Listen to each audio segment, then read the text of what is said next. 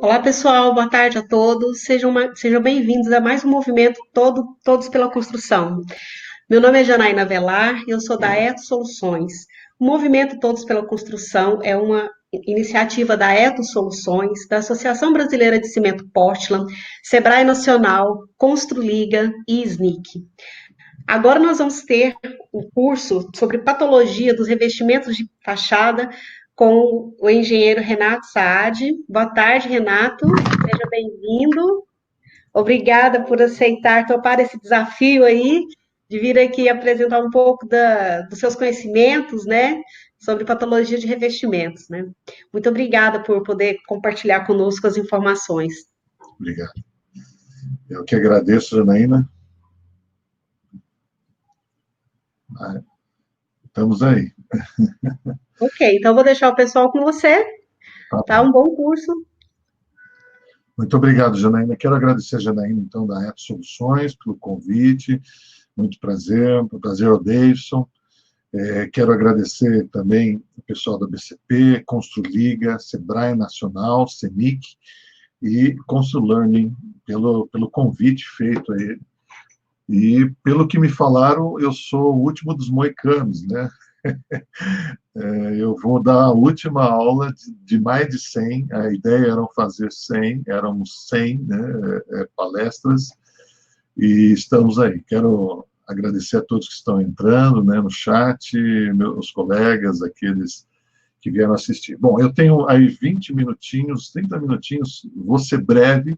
O objetivo dessa palestra, né, não seria bem um curso, mais uma palestra, nós falarmos um pouco sobre algumas manifestações patológicas que eu tenho enfrentado como consultor de patologia aí há quase 30 anos, né, 27 anos. Tive a oportunidade de trabalhar com Alfredo Falcão Bauer, a professora Maria Noronha, consultores aí que começaram lá no passado, alguns colegas como o Paulo Sérgio Oliveira, que trouxe a Fosroc para o Brasil, e algumas empresas aí de recuperação bem no comecinho, e essa minha paixão pela patologia nasceu desde a época de faculdade, e eu tenho, assim, prazer em divulgar, em falar um pouquinho sobre elas. Na área de cimentos, na área de materiais aderidos, é o que nós vamos mostrar hoje aqui, há uma série de manifestações patológicas, e hoje eu estou focado principalmente em fachadas. Então, o meu tema é patologia dos revestimentos de fachada. O objetivo, então, é falar sobre essas principais manifestações. Eu vou, de novo, falar, não vou esgotar o assunto aqui, mas são as principais manifestações patológicas que eu tenho observado no dia a dia. As causas geradoras e, na realidade, eu quero convocá-los, né? Depois de 115, essa é a centésima, a palestra de número 115, não vou saber falar, centésima, quinquagésima, é isso, né? Não, quinquagésima é 50, sei lá. A palestra de número 115, onde eu vou apresentar, vou fechar o ciclo aí do Todos pela Construção, que foi uma iniciativa muito bacana. Quando a gente entrou no período do Covid, a gente meio que se sentiu perdido, sozinhos, mas o trabalho da Etos, da Liga, da BCP, do CENIC, do Consulane, foi fantástico, do Sebrae, em trazer essa oportunidade de colocar grandes profissionais. Eu me sinto honrado de estar aqui, sou o menor de todos eles, tivemos grandes palestras aqui, grandes homens, estão todas salvas aí na internet. Foi um trabalho muito bacana, muito incentivador, e que inclusive nos incentivou a fazer outras lives. Vocês já devem ter me visto em outros trabalhos, né, com outros profissionais. Então, eu quero trazer vocês aqui para poder participar dessa conversa. Eu vou jogar algumas manifestações patológicas e quero chamá-los a pensar junto comigo, a reconfigurar o mercado, por que não, reconfigurar as normas, por que não, repensar naquilo que nós temos feito com nossos revestimentos aderidos, ok? Então, minimizando, assim, essas manifestações patológicas. Primeiro tema, aderência. Aderência é algo muito singelo, muito complexo até hoje. Nós temos visto aí na foto à esquerda muitos acidentes, aí um colega, ex-aluno, hoje colega, Larry, lá de Porto Alegre, Santa Cruz, um excelente construtor. O filho, dormindo, caiu o teto em cima dele, machucou, foi parar no hospital. Aqui na foto à direita, a colega Luciana Maciel deve estar nos assistindo. Um abraço, Luciana. Essas imagens, o uso inadequado do chapisco. Então, hoje nós temos essa evolução da tecnologia do cimento, do concreto, e porosidade zero. E quando a gente fala em fachada, a primeira parte, o primeiro momento que eu tenho é o preparo dessa base, exatamente para a gente iniciar qualquer conversa de aderência, de manter o meu revestimento sempre firme e aderido. E quando nós falamos em vida útil, pela norma de desempenho, a 15575, nós vamos falar em vida útil mínima de 40 anos. Se eu não iniciar lá na minha base todo um preparo, jamais vou poder pensar em 50 anos. Essas fotos da esquerda são os funcionários preparando, né? Agradeço aí o Nielsen de Brasília, sobre o funcionário está ali lixando. Para que esse lixamento inicial? Exatamente para podermos abrir poros do concreto, exatamente para remover aquela película do desmoldante da forma.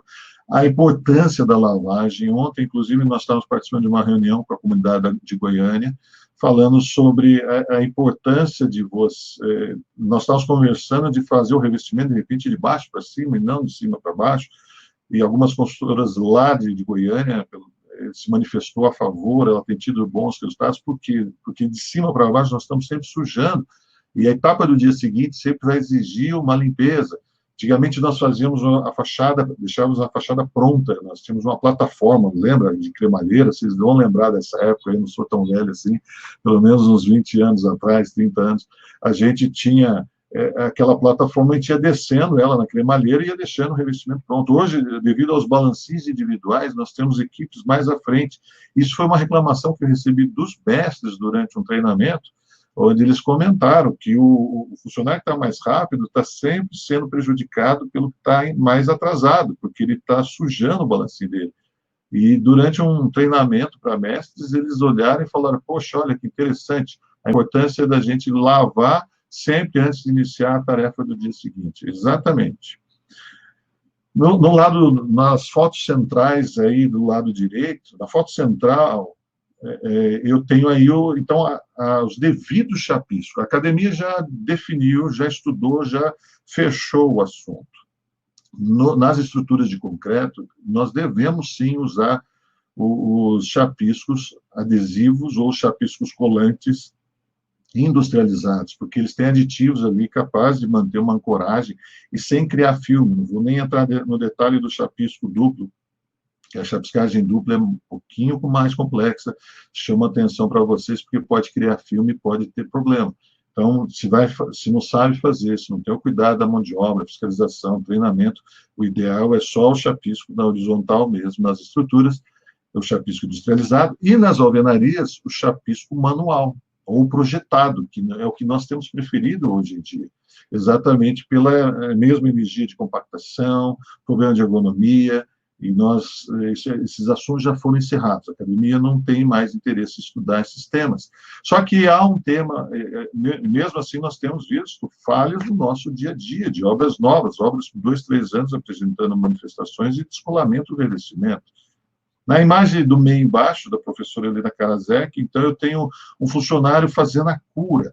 É o outro tema que eu chamo muita atenção. Há muitos anos, profissionais como Gilberto Cavani, do IPT, a professora Helena Karasek, Elton Bauer, tantos outros professores aí têm falado, a professora Vanessa Silva, lá da UFBA, um abraço para o pessoal da UFBA também, sobre essa questão da cura do chapisco, a cura dos revestimentos argamassados. Gente, nós temos um material exposto ao tempo, uma concorrência muito grande com o substrato e com o ambiente, com chuva, com vento, com sol, com maresia, e a importância de um material cimentício ser curado para acelerar os processos de hidratação e melhorar os processos de hidratação, de resistência, de aderência.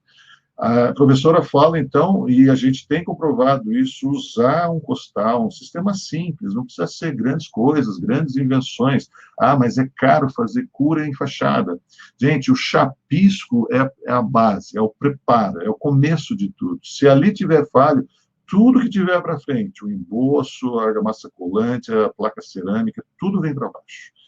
E do lado direito, nas fotos aqui, onde eu estou, né, onde está a minha imagem para vocês, eu vou sair um pouquinho aqui da frente só para não atrapalhar, vou para o outro lado. Aqui vocês têm em São Paulo testes que a gente tem feito. Precisa curar o chapisco convencional? Sim. E o chapisco industrializado? Sim, também. Já ouvi de algumas indústrias falar, não precisa, temos retentores de água, temos adesivos, temos os próprios acrílicos, mas, gente, não está dando cura, não está atingindo resistência, precisa. Quantos dias?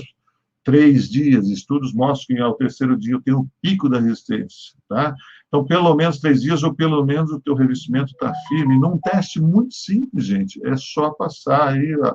Não precisa chamar nenhum laboratório especializado, basta apenas aí você colocar uma espátulazinha na tua mão como fiscal e passar lá no terceiro dia, ou segundo dia, depois que iniciou a molhagem. Tipo de cimento influencia? Influencia, não vou entrar no detalhe aqui, mas pelo menos 3 dias de cura. Vamos lá, gente, continuando. A outra manifestação patológica eu tenho observado bastante a retração das argamassas. Como aumentou esse tipo de problema? Na imagem à esquerda ali, né, em Ribeirão Preto, você vê aí na dosagem uma mudança de cor da argamassa. E argamassas sendo produzidas, mesmo as industrializadas, estabilizadas, a gente está tendo uma dificuldade de acertar esse traço. Ora é a falta do controle granulométrico, outra hora é o excesso de cimento, a falta de incorporador de ar, o teor muito baixo de incorporadores. Eu queria chamar a atenção, já que nós estamos aqui no meio de grandes empresas, de empresas da área cimentícia, controlem, gente. A gente tem tido, olha lá na foto do meio, debaixo da palavra retração, você vai ver um painel teste, no painel teste todo retraído, todo fissurado. E eu quero chamar mais uma atenção para vocês, porque, infelizmente, hoje o mercado entende como ensaio de aderência, resistência de aderência à tração, como ensaio de desempenho. Isso não é verdade. Vocês sabem bem disso. A resistência de aderência é garantia de nada, é garantia de aderência, não é garantia de desempenho, de comportamento e uso. Olha as argamassas embaixo do painel teste. A argamassa da esquerda com ótima, excelente resistência de aderência, 0,88 megapascal. Ah, do lado está boa também, 0,67, mas olha a diferença do quadro clínico do teu paciente, como diziam os médicos, né? Olha lá, da esquerda toda fissurada, da direita tem uma fissuraçãozinha lá embaixo de assentamento plástico, mas sem fissuração, porque houve um controle, houve uma preocupação com o controle, né, do traço, desculpe aqui fechar o celular, houve uma preocupação com granulometria, houve uma preocupação com tipo de cimento, com aditivos, com adições, como fibras, há uma preocupação, sim. E eu quero chamar a atenção, na nossa atenção, será que realmente a resistência de aderência é importante? A norma nos fala que eu tenho que ter resistências acima de 0,30 megapascal. Mas 0,30 até quanto? 0,8 é interessante, olha a imagem da esquerda, 0,5, 0,6, 1 megapascal, qual é esse limite? Então, eu deixo aqui para nós pensarmos, né? Está na hora de começarmos a revisão da norma e nós precisamos repensar. Olha aqui as imagens, né? São Paulo, Aracaju, eu estou em cima da imagem aqui, deixa eu sair lá. São Paulo, Aracaju, São Luís Maranhão, e assim nós vamos andando pelo Brasil todo com problemas seríssimos de retração nos revestimentos. Aí a retração vai nos levar a pensar num outro elemento muito importante. Esses dias recebi uma crítica de um departamento de qualidade da consultora, quando falou, poxa, mas a gente já está acostumado a fazer ensaio de resistência de aderência, vem pedir mais ensaios, para quê? Não basta o resistência, não basta, gente. Olha aí, ó. Eu tenho resistências medianas, né? Olha a imagem da esquerda, resistências de 0,5 megapascal, mediano, né? Pouco acima de 0,5 de 0,3 megapascal. Lá a imagem da direita, 0,65, um pouco a mais. Mas olha o que está acontecendo com o módulo de deformação dinâmico por ondas ultrassônicas, né? O ensaio que a gente faz, a NBR 15630. Módulos de 15 gigapascal, 16,5 gigapascal. Minhas argamassas estão muito rígidas. Elas realmente desplacam, né? Caem em placas muito grandes. Qualquer deformação, e as estruturas hoje de concreto estão muito deformáveis. É outro assunto também que a gente precisa falar sobre a rigidez e a deformabilidade das estruturas. E o que eu estou tendo aqui? Eu estou tendo argamassas com módulos e resistência. Olha a resistência à compressão da argamassa à esquerda, 29 megapascal. É praticamente um concreto na fachada, né? É o número que a gente consegue compreender. Resistência à compressão da direita, da imagem direita, é 12 megapascal, não é, é exagerada, a gente quer resistências na ordem de 8, de 5, de 5 megapascal, módulos na faixa de 5 a 7 gigapascal, não há um estudo conclusivo com isso, mas é importante a gente começar a rever esse assunto, mas a gente, passando de 8 gigapascal, já começamos a ter um quadro de fissuração, um quadro de descolamento muito sério. A imagem da esquerda é um prédio de 2 anos, a imagem da direita, esse prédio mais claro, é um prédio de 7 anos, onde há um ano a gente fez, um ano antes de iniciar as obras de recuperação da fachada, a gente fez um mapeamento e tinha a fissura do meio. Imagina a fissura que você está vendo no meio que está sendo aberta. Na hora que a gente foi, um ano depois, até fechar contrato, iniciar a obra, montar canteiro e tal, apareceram 2 outras trincas a mais. E toda vez que ele tratava uma das trincas, uma das fissuras, abria as 2 paralelas e não tinha fim. E tanto é que o sistema de recuperação, no final, previu o uso de pinturas 100% elastoméricas e permeáveis que pudessem absorver a deformação. A argamassa é muito, muito rígida, né? 16 gigapascal de módulo, e ela fissura inteirinho. Aqui é nós tentando abrir as fissuras, né, para poder tratá-las e acabou estourando os blocos.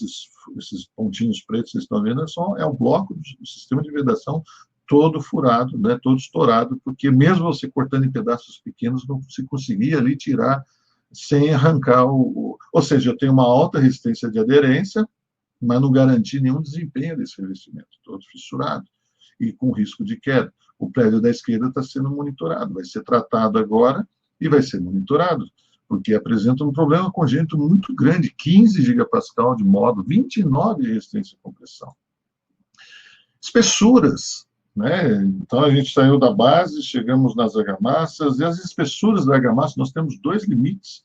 A norma 13749, ela vai me chamar a atenção para 2 centímetros de mínima e 3 de máxima. A 13755, que é a norma de revestimento projético, revestimento cerâmico, aumentou esse 3 aí para 5, né, podendo chegar até 8, desde que se faça um reforço nessa argamassa. Mas, senhores, olha o que a gente tem visto por aí, né? Quero agradecer ao professor Ângelo Juste, a foto aí, essa que está com a trena, vocês não estão enxergando, mas ela tem 21,5 centímetros, 21,5 centímetros de espessura, sem nenhum reforço, sem nada.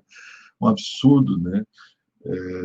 A gente tem, na foto do meio, debaixo daquele ralinho que vocês estão vendo, é uma área interna, dentro do apartamento.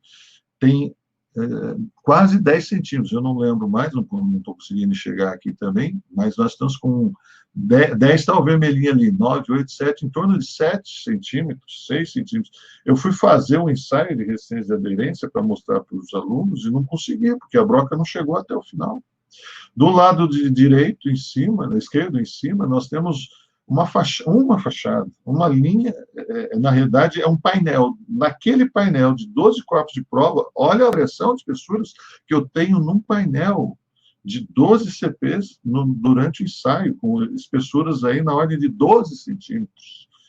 Então, as altas espessuras estão diretamente ligadas às tensões de cisalhamento que eu vou ter dessa base. Quanto maior as espessuras, maiores as tensões, é uma relação proporcional direta. E se eu ainda tenho uma argamassa com alto módulo, olha o Ezão aí, a resistência ao módulo de rigidez da minha argamassa. aí a festa está feita, né? Ou aí o problema está instalado, o risco, já entramos no risco. Alguns casos nós vimos que houve a natureza, graças a Deus, né, trabalhou a favor, uma argamassa tão ruim, com módulo tão baixo, que compensou a alta espessura, mas não é sinal de nada, né? A gente ainda precisa reavaliar.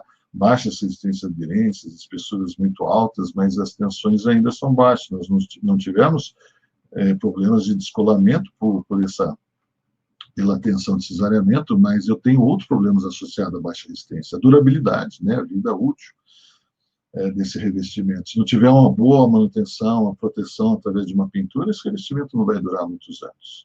Então, são as questões das altas espessuras. E a baixa espessura é um problema? Então, vou fazer baixa espessura, 1 centímetro. Aí nós caímos num outro problema, chamado os fantomes, né? Essas manchas escurecidas, vocês estão vendo aí, mapeando por diferença, por termoforese, você tem aí diferença de temperatura e absorção, né, dos materiais, então, mapeando a estrutura com alvenaria, e é um estudo muito antigo, desde 89, já se sabe, né, o nome, essa aparição aí, que é no revestimento, chamado fantôme, ou espectro, é o fenômeno, ele é tanto mais pronunciado quanto maiores as espessuras das juntas de assentamento das alvenarias, e quanto menores as espessuras do embolso.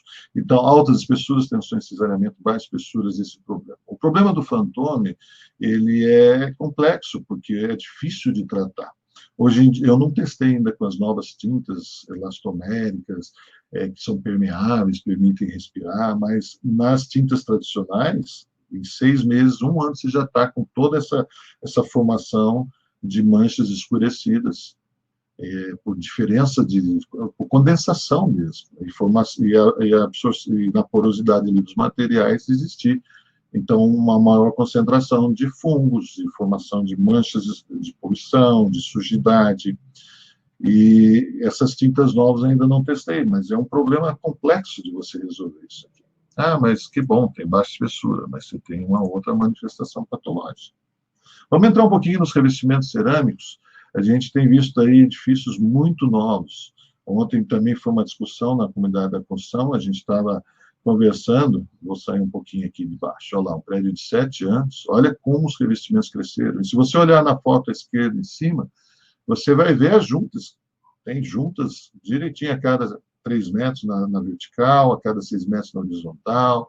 As juntas foram feitas, argamassas colantes de primeira qualidade, embolso industrializado de primeira qualidade, não estou chamando a atenção do embolso aqui, até porque não foi o problema do embolso, mas você tem N falhas aqui em cima da própria peça. Falhas de assentamento, falhas de preparo do embolso, né, baixa resistência. Então, esse aqui é um estudo que fizemos em 2017, deixa eu sair de novo aqui, com 24 edificações, 90 mil metros quadrados, e os edifícios passaram por recuperação de fachadas, variando aí de 3 a 47 anos, a idade dos edifícios, tá? 65 a 2009.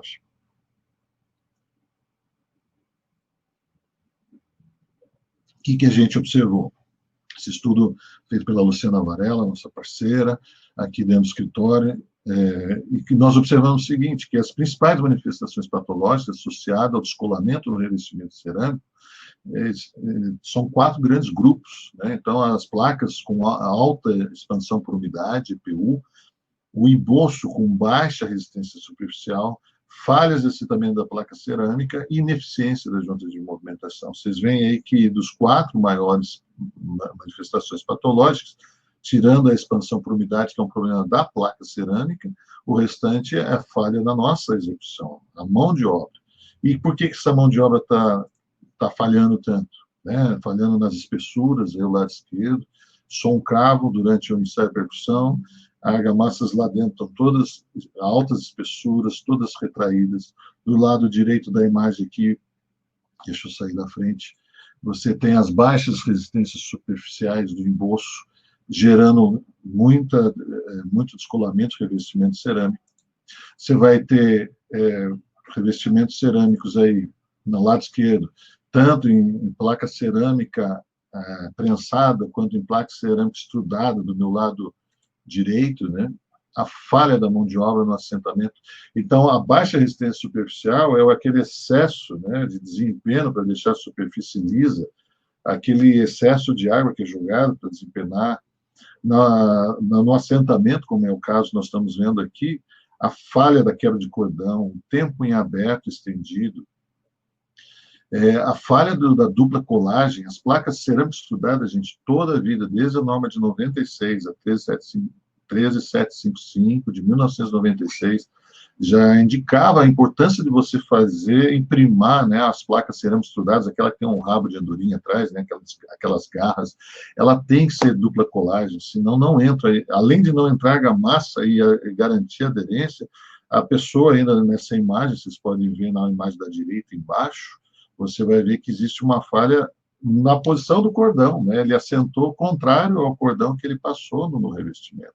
E com isso não tem como garantir, né? O prédio da esquerda aqui em São Paulo tem 22 anos, sempre cai no revestimento cerâmico, o da direita, né? O da esquerda é um prédio que foi recuperado recentemente, também com problema congênito, você recupera o que caiu, né? Mas e o restante, né? Como é que está esse revestimento daqui para frente? Expansões por umidade, né? A expansão por umidade é um problema da própria placa cerâmica, que é aquela água absorvida na superfície dos elementos, né?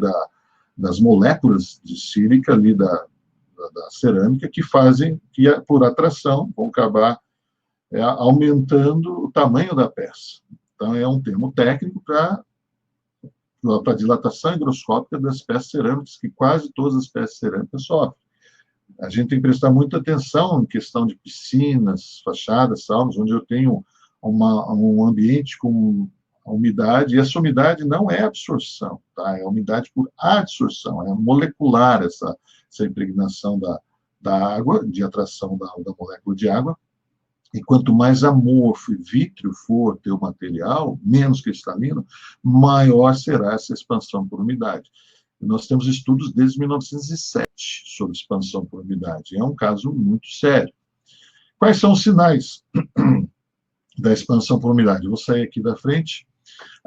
O primeiro sinal, em cima da palavra piscinas, aí no meio da minha tela, vocês vão enxergar, então, o crescimento da peça, esse efeito do imbricamento da peça. O segundo sinal, que é fato, né, do lado direito dessa mesma imagem, onde você vai ver que o esmalte da placa cerâmica gretou.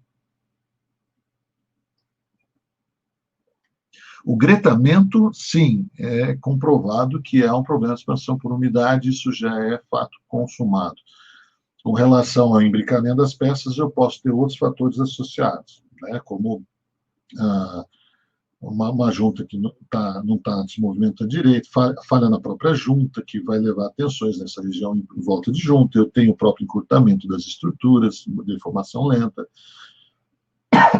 Desculpa. A garganta está secando aqui. Você vai ter a baixa aderência, né, superficial do emboço, e nós vamos ver na imagem de baixo do gretamento exatamente esse grande problema, que é a baixa resistência superficial do emboço. Por isso que a norma 13755, ela vai aumentar a resistência superficial, ela vai sugerir, né, então, e vai até exigir, porque já que o projeto é exigível, e o painel teste também, então ela vai recomendar que a gente faça um ensaio de resistência superficial no emboço antes de assentar a cerâmica. E essa resistência tem que estar acima de 0,5 megapascal. Por quê? Para evitar exatamente um problema que a gente tem da expansão. A cerâmica pode dilatar termicamente, como pode dilatar higroscopicamente. A dilatação térmica ela é reversível, em função da temperatura. Já a higroscópica não, ela é só crescente. Então, a gente pode ter esse descolamento do revestimento vindo com essa casquinha do emboço aí. Por quê? Baixa resistência superficial do emboço, voltando lá atrás no emboço. Esse problema da expansão por umidade é sério, é tão sério, né, que a gente teve alguns casos ao longo dos anos Esse aqui é um caso onde a gente, na tabela do lado esquerdo da nossa tela aqui, você vai ver ensaios de expansão por umidade efetiva, ensaio de norma, 13.818.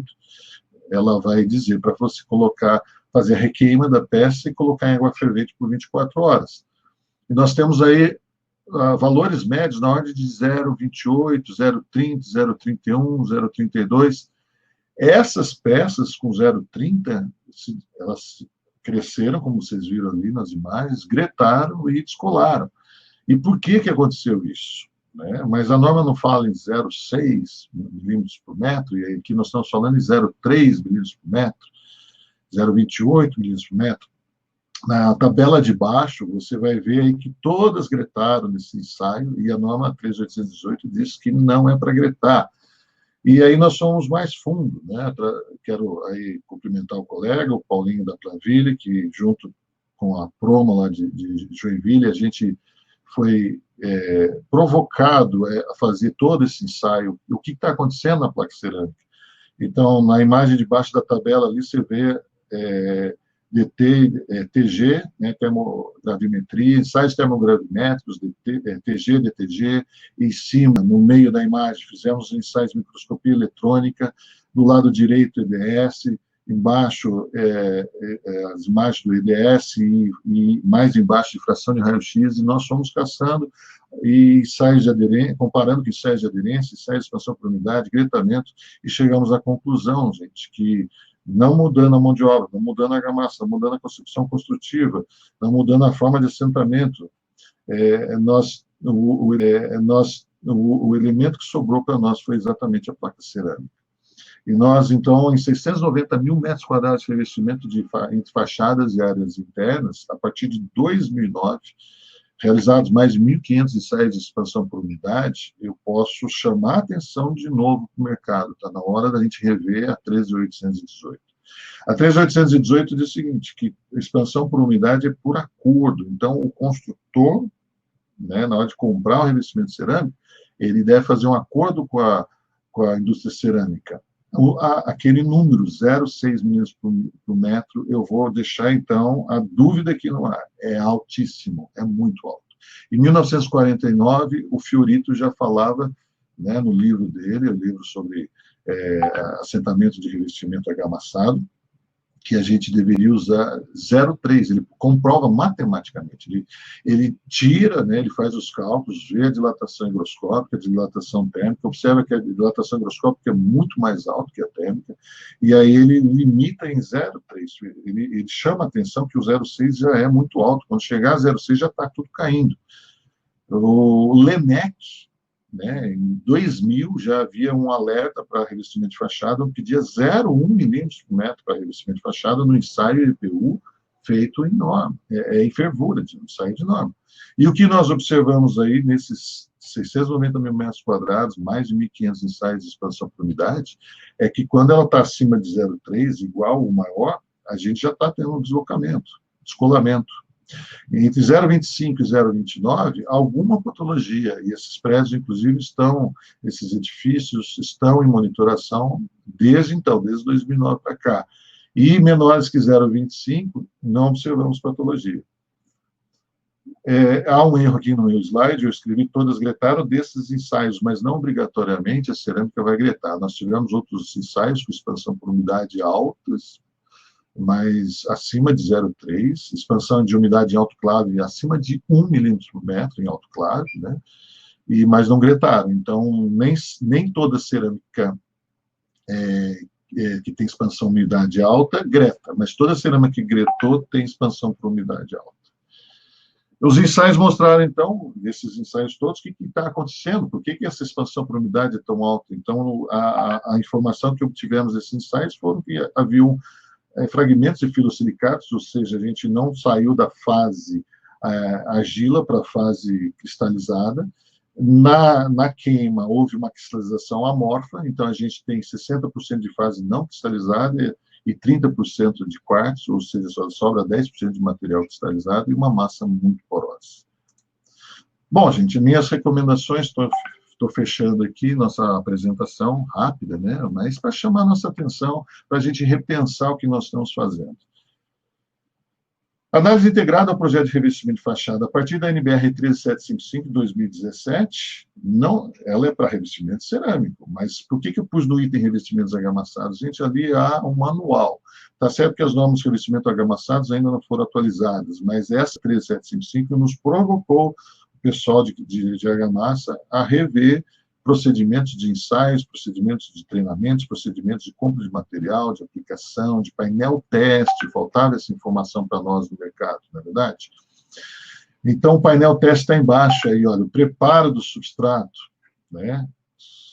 A gente tem que tomar cuidado com isso, né? Preparar o substrato, o tipo e a cura do chapisco, qual tipo de chapisco, qual tipo de emboço, vamos fazer cura, quantos dias de cura, como vai ser o preparo. Então, o painel teste é fundamental.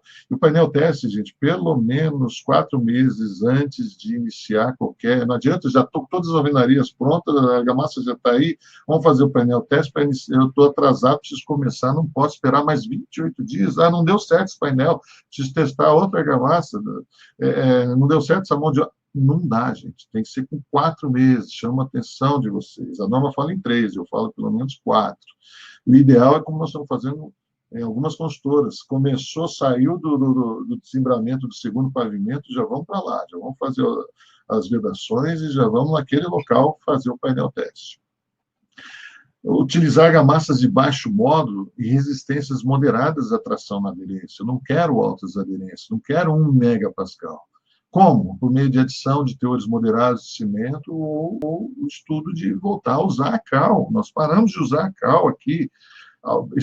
Pouquíssimos estados ainda, Paraná ainda usa cal, talvez alguma coisa lá no sul do Brasil, mas nós não temos usado mais cal. E a cal é um grande aliado do cimento, porque ela retém água, ela ajuda na hidratação do cimento, ela melhora a trabalhabilidade da minha argamassa, ela melhora a durabilidade da resistência, porque ela faz com que a hidratação do cimento seja mais controlada e formação de cristais de CSH mais bem conformados. Prestem atenção, precisamos rever essa questão.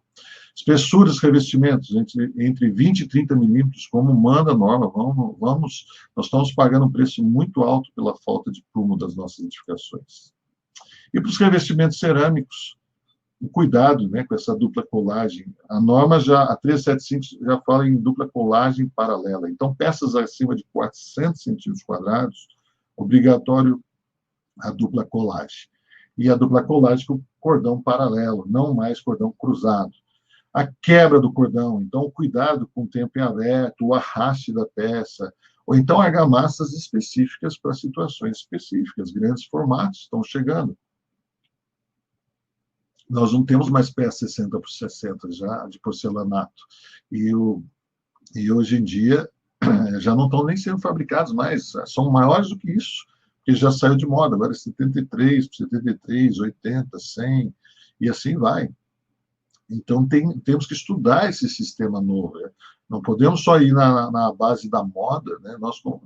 Eu acredito que somos muitos engenheiros aqui, e por isso a gente tem uma noção, mas a gente precisa trazer a arquitetura junto para entender essa questão.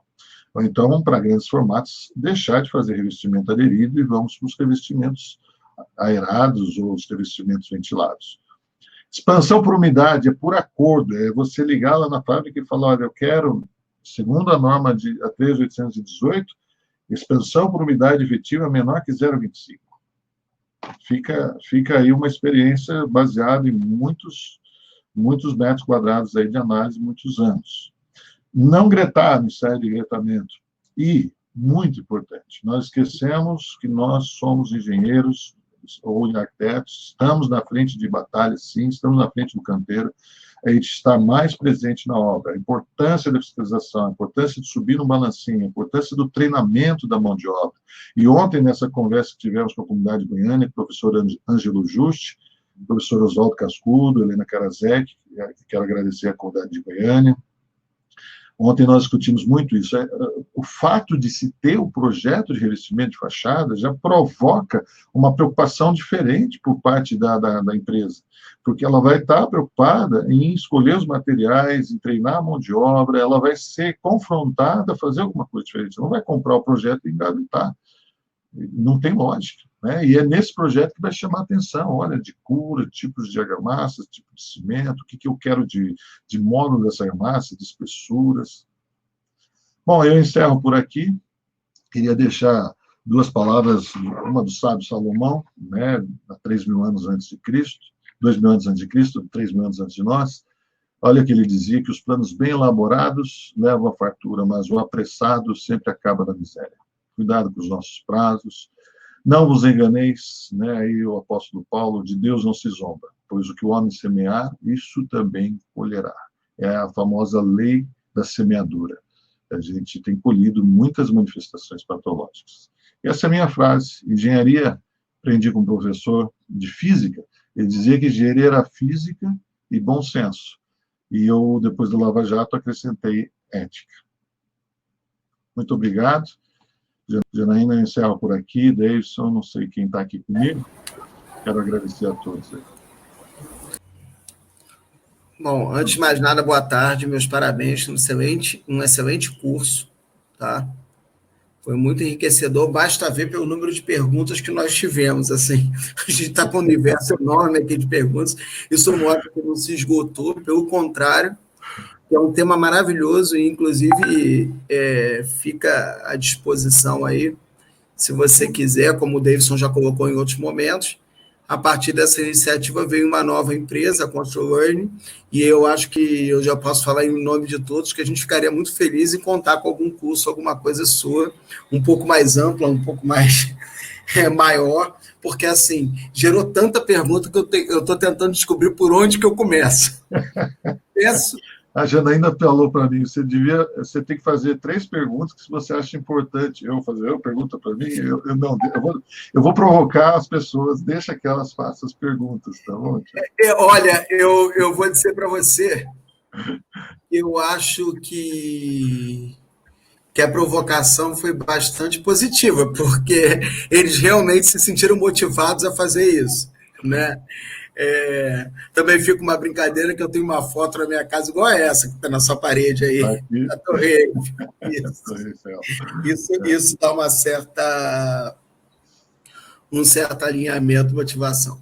Bom, eu vou pegar algumas, eu vou tentar ser o mais fiel possível às pessoas que perguntaram primeiro, se interessaram primeiro, né?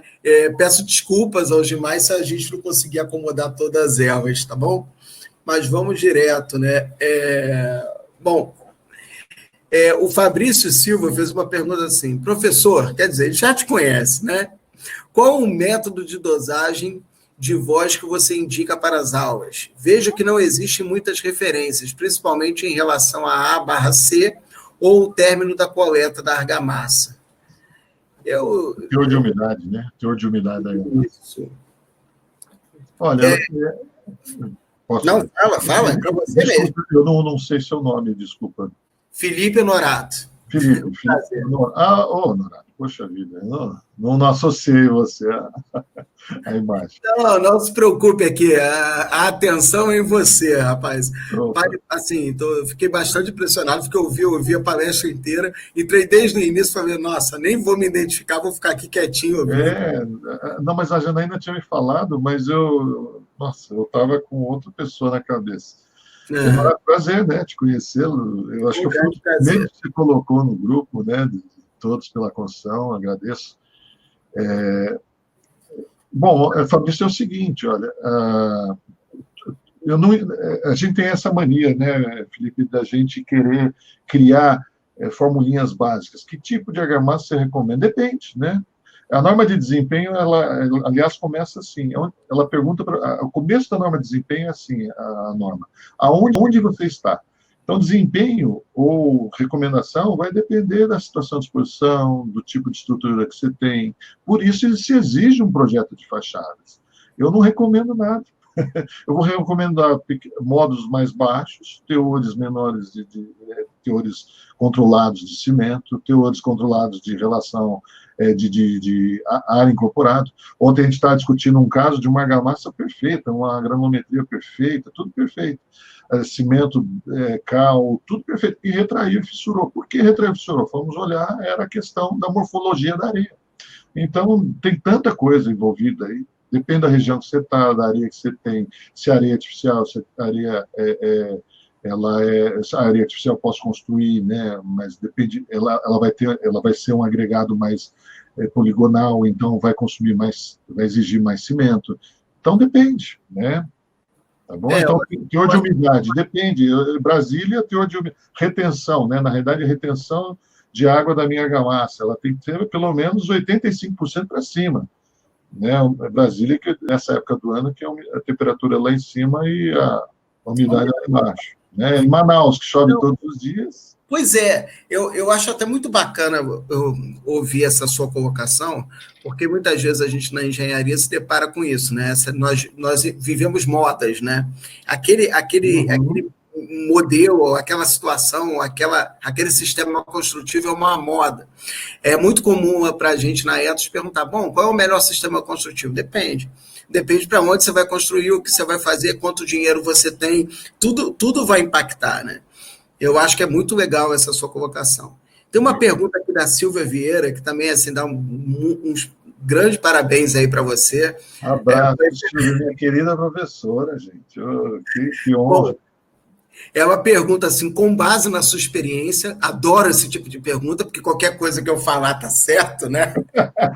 Boa. Quando pergunta com base na sua experiência, ele te dá toda a autonomia para você dizer, bom, sou eu que estou... Mas assim, com base na sua experiência, quais são as principais causas, em termos constituintes, da retração das argamassas? Olha, Silvia, um beijão para você, saudades. Ela está em Curitiba, Votorantim, está lá, a chefona do laboratório da Votorantim. Olha a resposta, hein? O que eu tenho visto, Silvia, é assim, está difícil, não estamos sabendo acertar, não. A gente está controlando granulometria, estamos controlando o teor de ar incorporado, principalmente argamassas estabilizadas, né? Eu tenho usado muito argamassa estabilizada ultimamente.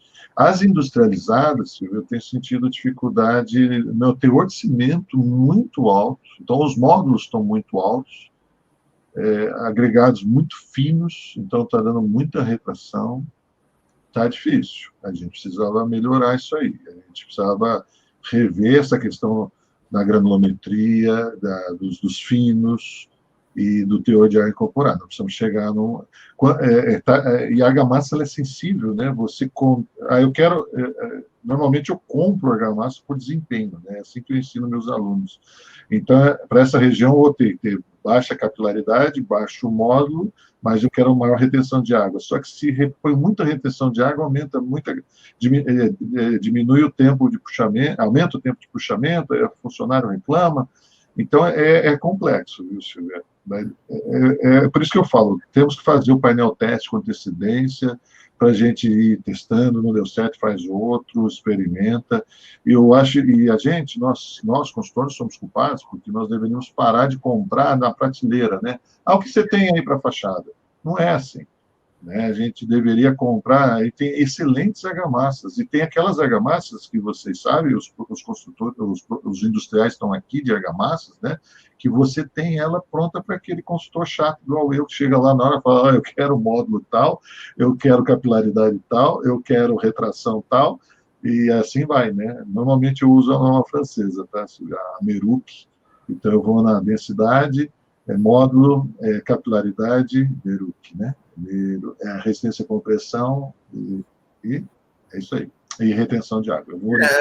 A pergunta do Paulo, eu acho que segue um pouco a linha do que você falou, que ele pergunta para você, olha, só que ele trabalha com estruturas de concreto mais esbeltas, com FCK maior.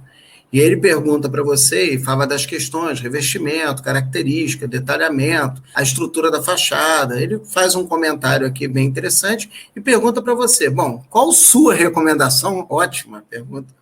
para os projetos futuros, de forma a minimizar patologias. Acho que você já falou um pouco, né? Ter um projeto de fachada, entender bem seus parâmetros, né? Um abraço, Paulo Sérgio Oliveira, deve ser ele, né? Meu amigão. Paulo Oliveira aqui. A Estela fez uma pergunta aqui para você sobre execução. Como você faz na hora de executar a fachada para registrar se há pontos acima de 5 centímetros? Quer dizer, ela pediu para você explicar um pouco nesse processo de execução. Quando você identifica pontos acima de 5 centímetros, como é que você melhora esse projeto de execução, mapeia esse tipo de situação? Bom, a norma vai dizer para consultar o projetista de fachada, a primeira coisa. Normalmente não tem um projetista de fachada, eles acabam chamando na hora assim para resolver. Se for em estrutura, Estela, eu vou pedir talvez um aumento da seção das vigas, as vigas elas entraram e a alvenaria ficou para fora, então ao invés de encher aquilo de argamassa, a gente vai fazer pinar alguns ganchos ali, puxar, fazer um grout, aumentar a espessura da viga. Se for ao contrário, né, a viga saiu e a alvenaria entrou, talvez usar uma alvenaria de concreto celular autoclavado, né, um bloco mais leve, para fazer um enchimento inicial. Jamais deixar fazer mais de 5 centímetros na argamassa, sem reforço. Em outros casos, a gente vai usar aquela tela eletrossoldada, né, aquelas telas de malha de 2,5 por 2,5, fio de 1,24, galvanizada e tal, amarrando ela na estrutura e criando ali um reforço. Então, como a norma manda, né, você vai fazer vai penetrar ela na primeira camada, na segunda camada vai ter um tirante, né, alguma forma,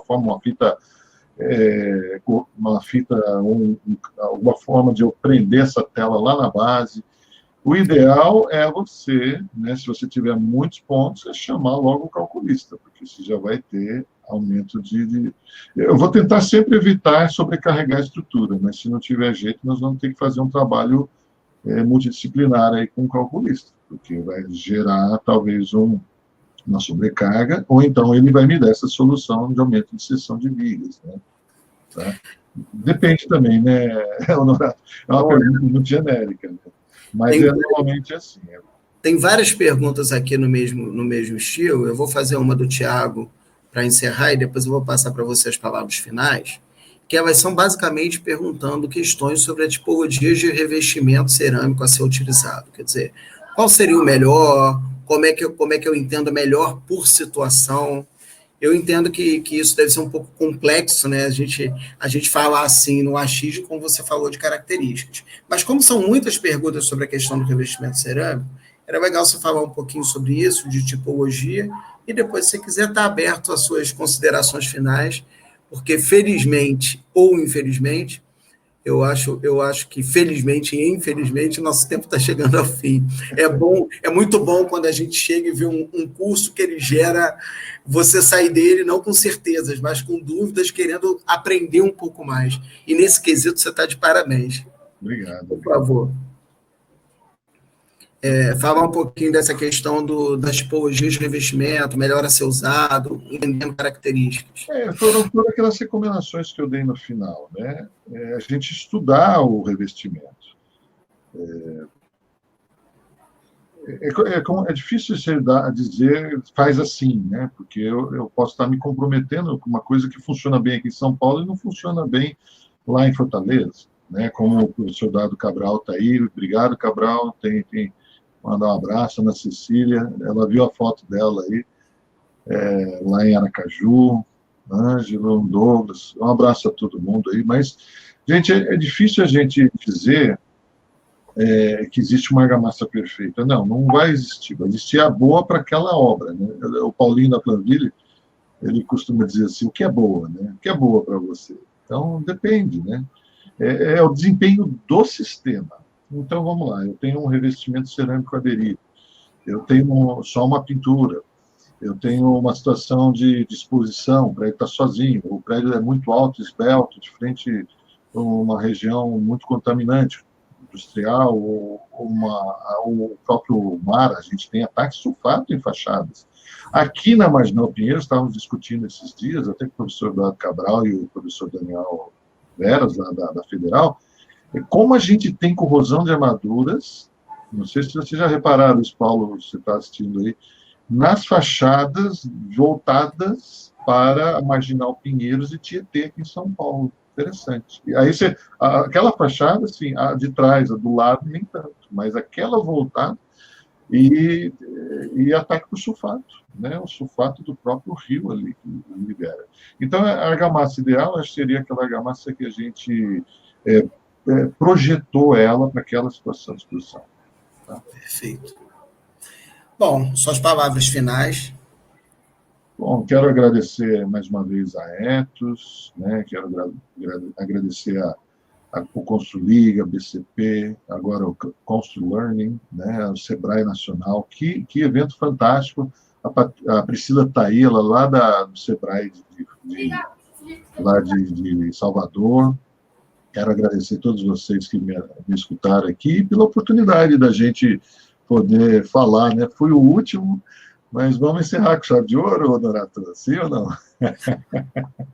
Olha, eu vou dizer para você o seguinte, não só o intuito nosso não é encerrar, né? Na verdade, a gente entende que a gente está suspendendo, porque a iniciativa era para acabar com 100, está acabando em 115, mas assim, com muita gente bacana, legal, muito conhecimento bacana. Isso, primeiro, mostra para a gente que, às vezes, a gente está muito isolado no mundo da construção, em 2, 3, 4 nomes, quando tem muita gente. A gente viu muita gente extremamente competente em várias áreas do conhecimento que que as pessoas, de maneira geral, não conheciam. Exatamente. Isso foi muito bacana nessa junção da Ethos com a Liga. Por quê? Porque a Ethos conhecia muito da ponta, né? A gente tem clientes, ou teve clientes em 17 estados e 7 países atuando. Então, você acaba que chega num lugar e fala assim, caramba, esse cara sabe tanto. Isso, fora alguns nomes preciosíssimos, que nós, assim, acabamos não tendo oportunidade, por questão de tempo, por questão de agenda. Por exemplo, eu fiquei muito curioso e acabamos não tendo oportunidade de ter, por exemplo, um grande parceiro que a gente tem em Rio Verde, de uma concreteira, que desenvolveu um concreto fantástico com uma PCH, que era uma coisa totalmente diferente do que a gente estava acostumado a ver. E ele acabou, não está dando, quando deu, a gente estava fechado. E não só ele, o Sebrae tinha diversas pessoas fantásticas para trazerem conteúdos bacanas, a Liga. Quer dizer, o movimento foi crescendo e trazendo gente bacana. E isso é legal. Isso é uma coisa. O segundo ponto, Renato, que eu acho muito valioso, é que a gente tem que se unir, né? Tá na hora de compartilhar mais, né? Romper barreiras, quer dizer, essa barreira, a universidade aqui, a consultoria aqui, o calculista aqui, a empresa de engenharia aqui, não. Tá na hora da gente... Não dá para me imaginar, eu pego a minha caixinha, entrego a minha caixinha e acabou, né?